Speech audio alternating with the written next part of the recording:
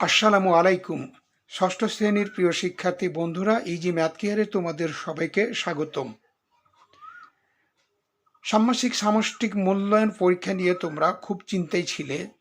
নতুন ক্যারিকুলাম, নতুন পরিবেশ, তোমাদের প্রশ্নপত্র কেমন হবে, পরীক্ষা কেমন হবে।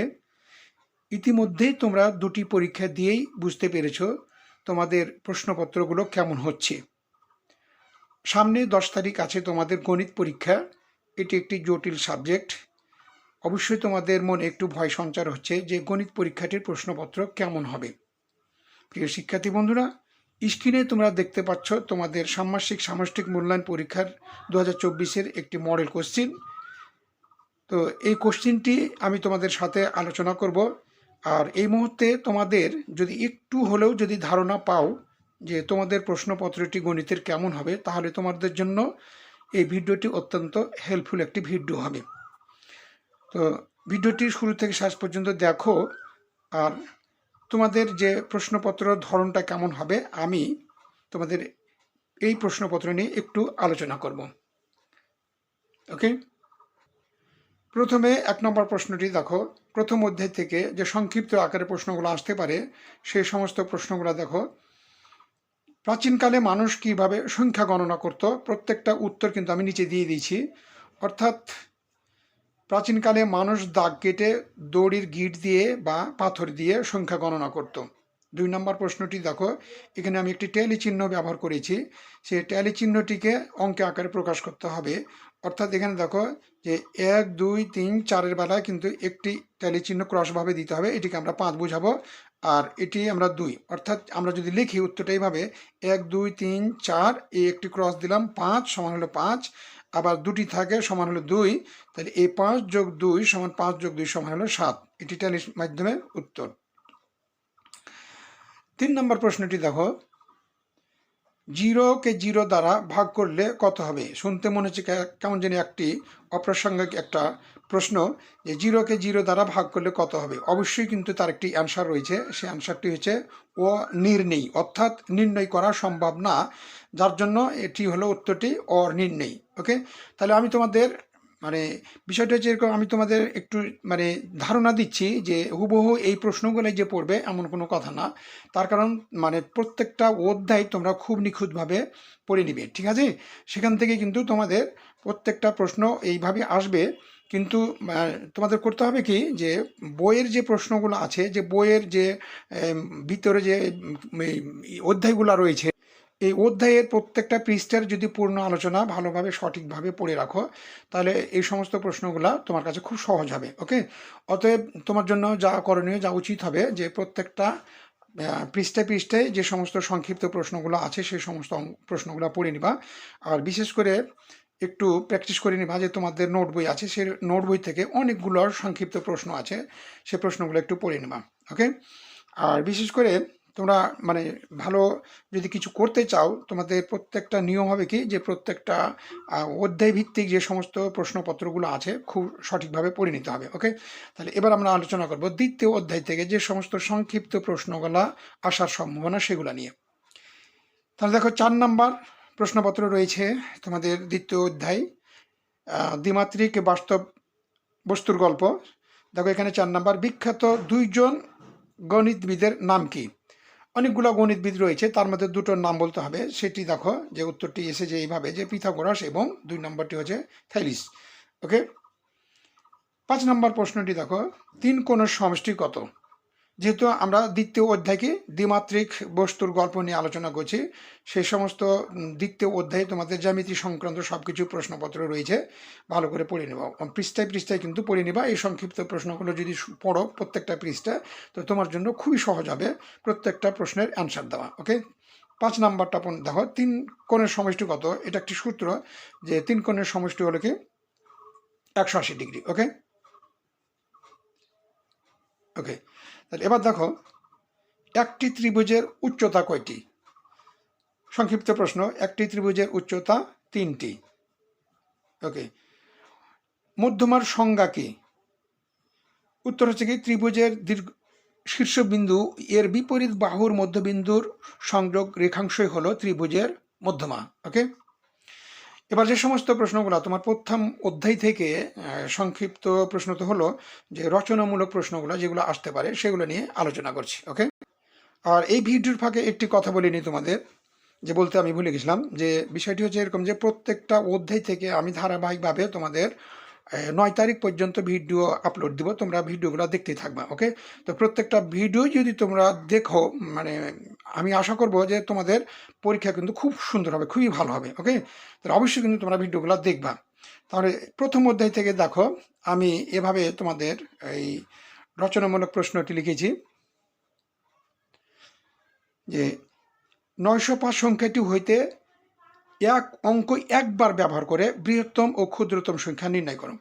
তো উত্তরটা দেখো, যে বৃহত্তম সংখ্যা যদি আমরা লিখি 905 থেকে, তাহলে 9 আগে নিতে হবে বৃহত্তম সংখ্যা, 5 এবং 0 এটি হলো কি 950 বৃহত্তম সংখ্যা।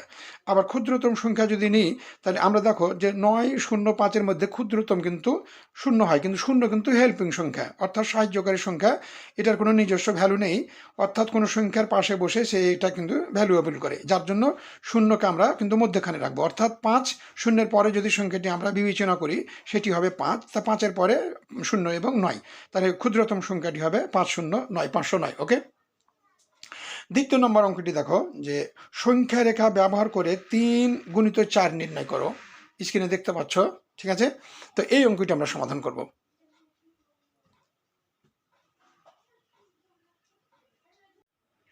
3 গুণিত 4, অর্থাৎ 3 হবে প্রত্যেকটা ধাপের সংখ্যা, আর 4 হবে ধাপের সংখ্যা। আশা করি বুঝতে পারছি যে 3টি হবে, অর্থাৎ এখানে যে 1 2 3 একটি ধাপে 3টি দাগ আমরা অতিক্রম করব। তো এরকম করতে কয়টি ধাপ লাগবে? 4টি ধাপ। তাহলে 3টি ধাপ দ্বারা হচ্ছে কি 3টি সংখ্যা দ্বারা হলে কি এটা এটি হলো লাফের সংখ্যা, অর্থাৎ এটি এই 1 2 3 কয়টি অংশ আমরা অতিক্রম করছি এই 3 দ্বারা বোঝাবে, আর এই 4 দ্বারা বোঝাবে অর্থাৎ কয়টি লাফ। এখন তাহলে আমরা এখান থেকে 1 থেকে 12 পর্যন্ত এখানে আমরা দাগ কেটে নিয়েছি, অর্থাৎ এটি হচ্ছে কি মানে লাফের সংখ্যা। অর্থাৎ এখানে আমরা লিখতে পারি যে প্রথম ধাপে, অর্থাৎ এই যে প্রথম ধাপে অতিক্রম করছে কত 1 2 3, 3টি দাগ। আবার দ্বিতীয় ধাপে অতিক্রম করবে কি 3 4 5 6টি দাগ। হ্যাঁ, আবার তৃতীয় লাফে অতিক্রম করবে কি 7 8 9টি দাগ। আবার চতুর্থ লাফে অতিক্রম করবে কি 10 11 12টি দাগ। অর্থাৎ এখানে 3টি করে দাগ একটি করে লাফে 4 বার অতিক্রম করলে 12টি অংশ অতিক্রম করবে। তাহলে আমরা এই 3 এবং 4কে সংখ্যা রেখা প্রকাশ করলাম। তাহলে লিখতে হবে কি যে 0 থেকে শুরু করি, ডান দিকে 1 লাফে 3 একক অতিক্রম করে 4 বার লাফ দিতে হবে। এভাবে 3 হচ্ছে 1 লাফে 3 একক অতিক্রম করা, 4 হচ্ছে লাফের সংখ্যা। আশা করি অঙ্কটি বুঝতে পারলে। যদি মানে এই রকম ধরনের কোনো অঙ্ক তোমাদের দেয়, আশা করি এই অঙ্কটি যদি বুঝতে পারো তাহলে অন্য অন্য অঙ্কগুলো খুব সহজে করতে পারবে। ওকে, তো চলো আমরা পরবর্তীতে যাই। দ্বিতীয় অধ্যায় থেকে এই চিত্রটি দেখতে পাচ্ছ, এই চিত্র জ্যামিতিক একটি চিত্র, এটি একটি গুরুত্বপূর্ণ একটি জ্যামিতি, এটা তোমার আসার সম্ভাবনা অনেক আছে, খুব ভালো করে এটি দেখে যাবে। ঠিক আছে, প্রশ্নটা হচ্ছে কি চিত্র থেকে দেখো এ বি 100 সেন্টিমিটার, অর্থাৎ এ বি বলতে কি আমরা এ এবং এখান থেকে এ বি এর দৈর্ঘ্য কত 100 সেন্টিমিটার। আবার এসি, অর্থাৎ এখান থেকে এসি এর দৈর্ঘ্য কত, এসি সমান হচ্ছে 120 সেন্টিমিটার। বিডি, এই বিডির দৈর্ঘ্য কত, বিডির দৈর্ঘ্য হচ্ছে 80 সেন্টিমিটার। অর্থাৎ আমাকে নির্ণয় করতে হবে, অর্থাৎ এই বাহুটির দৈর্ঘ্য সি এ বাহুর দৈর্ঘ্যটি সমান কত। তাহলে সমাধানটি দেখো এভাবে করবো আমরা, যে কোনো ত্রিভুজের ক্ষেত্রফল সূত্র এটি ভালো করে মনে করে রাখবা, যে হাফ গুণিত ভূমি গুণিত উচ্চতা, এটি একটি ত্রিভুজের ক্ষেত্রফলের সূত্র। ওকে, তাহলে এখন এবিসি ত্রিভুজের ক্ষেত্রে, অর্থাৎ এখান থেকে এ বি সি এই একটি ত্রিভুজ, এই ত্রিভুজের ক্ষেত্রে আমরা কি লিখতে পারি যে হাফ গুণিত ভূমি গুণিত উচ্চতা সমান, অর্থাৎ এখানে আমরা লিখতে পারি যে হাফ গুণিত এবি গুণিত হাফ গুণিত ভূমি গুণিত উচ্চতা। অর্থাৎ আমরা যদি দেখি যে এই বাহুর উপর, অর্থাৎ এখানে যে এবি বাহুর উপর কিন্তু এই যে সি ই লম্ব, ভালো করে বুঝি যে এই বাহুর উপর এই কিন্তু সি ই লম্ব, সেহেতু আমরা লিখতে পারি যে হাফ গুণিত অর্থাৎ ভূমি হচ্ছে কি এবি, ভূমি কি এই এবি, আর গুণিত উচ্চতা হচ্ছে কি সিই। তাহলে আবার লিখতে পারি এখানে যে আরেকটি এসি বাহুর উপর এই যে বিডিই, এই এসি বাহুর উপর ডিই লম্ব, সেক্ষেত্রে আমরা লিখতে পারি হাফ গুণিত এসি, ভূমি হলো কি এসি, এসি ভূমির উপর বিডি লম্ব, অর্থাৎ এসি ভূমি এবং বিডি লম্ব। তাহলে আমরা এখন করতে পারি কি যে এই হাফ দুই সাইড থেকে আমরা কেটে দিলাম। ওকে, এখন এখান থেকে আমরা এখন মান বসাবো এবির মান, যেহেতু এবির মান কত, এই এবির মান হচ্ছে 100 সেন্টিমিটার, এবির মান আমরা বসিয়ে দিলাম। সিই এর মান নির্ণয় করতে হবে, যেহেতু সিই সমান কত এটা মান নির্ণয় করতে হবে, যার জন্য সিই আমরা রেখে দিলাম। হাফ উভয় সাইড থেকে একই সমান, যার জন্য আমরা কেটে দিয়েছি। এসির মান কত 120, অর্থাৎ এই যে এখান থেকে এসির মান 120, আমরা কিন্তু এসি সমান 120 বসিয়ে দিয়েছি, ইনটু আবার এখানে বিডির মান দেওয়া আছে, এখানে এই যে বিডির মান দেওয়া আছে কত 80 সেন্টি বসিয়ে দিয়েছি। এখন আমরা করব কি সিইর মান বের করতে হবে, সিই সমান তাহলে 120 গুণিত 80, নিচে হবে কত 100। তাহলে এটিকে আমরা যদি কাটাই, তাহলে কাটালে আমরা পাবো কত 96 সেন্টিমিটার। ওকে, এটি আমাদের যেটি মান বের করতে বলেছে, অর্থাৎ সিই সমান কত আমরা মান বের করলাম, সিই সমান হলো 96 সেন্টিমিটার। ওকে প্রিয় শিক্ষার্থী, আজ এ পর্যন্তই ছিল তোমাদের ভিডিও, প্রথম অধ্যায় এবং দ্বিতীয় অধ্যায়ের ধারাবাহিক আলোচনার প্রথম পর্ব। যে প্রশ্নপত্রগুলো কিভাবে হতে পারে তারই একটি মডেল আমি দেখালাম মাত্র। তো ভিডিওটি দেখে যদি তোমাদের কিঞ্চিত পরিমাণ উপকার হয় তাহলে আমার শ্রম সার্থক হবে এবং আমি আরও ভিডিও করার প্রেরণা পাবো। তো ভিডিও যদি ভালো লেগে থাকে তো অবশ্যই একটি লাইক করে দিবে এবং সেই ভিডিওটি ভালো লাগার জন্য তোমার বন্ধুদের শেয়ার করে দিবে, যেন তাদেরও উপকার হয়। ওকে, আর অবশ্যই কমেন্ট করবে, কমেন্ট বক্সে তোমার মতামতটি লিখে জানাবে। আর যেটা করবে অবশ্যই চ্যানেলটি সাবস্ক্রাইব করে সাথে থাকবে, যেহেতু পরবর্তী ভিডিও পেতে চাইলে চ্যানেলটি সাবস্ক্রাইব করে নেবা। ওকে, তো আর দীর্ঘায়ু করছি না, পরিশেষে তোমাদের সকলেরই সুস্থ মঙ্গল দীর্ঘায়ু কামনা করছি, আমন্ত্রণ জানাচ্ছি পরবর্তী ভিডিও দেখার জন্য। সকলের সুস্থ মঙ্গল দীর্ঘায়ু কামনা করে শেষ করছি আজকের এই ভিডিও। ওকে, আল্লাহ হাফেজ।